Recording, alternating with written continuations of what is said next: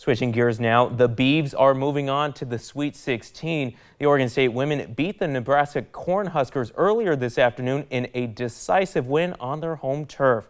KZI 9 Sports Director Cameron Derby joins us live inside Gill Coliseum to recap their big victory. Cam, this is a momentous occasion.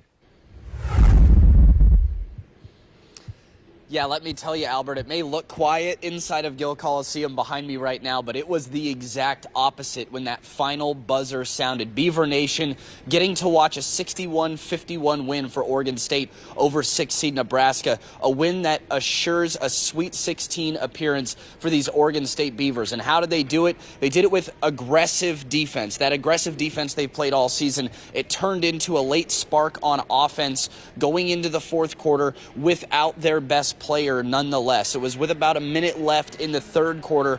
Oregon State coming off a 3-minute and 30-second scoring drought. Star Reagan Beers picked up her fourth foul. She would have to come out and sit on the bench to start the fourth. With the Beavs only up by single digits, Oregon State would score 3 consecutive triples to extend their lead to double digits. But hey, that's who this team has been all season long.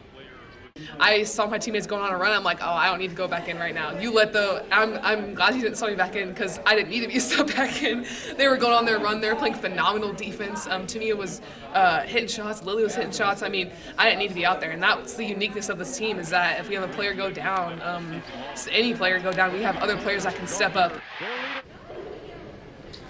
In the post-game press conference, head coach Scott Ruick told us he did think about putting Reagan Beers back into the game, but they just decided stay with what's working right now. That was a hot offensive run for Oregon State. The Beavs will play in the Sweet 16 against the winner of Ole Miss and Notre Dame, but that game's not going to happen until tomorrow at 11 o'clock our time, so we'll keep you updated on who the Beavs are going to play. What we do know right now, guys, the Beavers are headed to the Sweet 16. I'll have more for you at 6, but for right now, live in Corvallis at Gill Coliseum, Cameron Derby, KZI 9 Sports.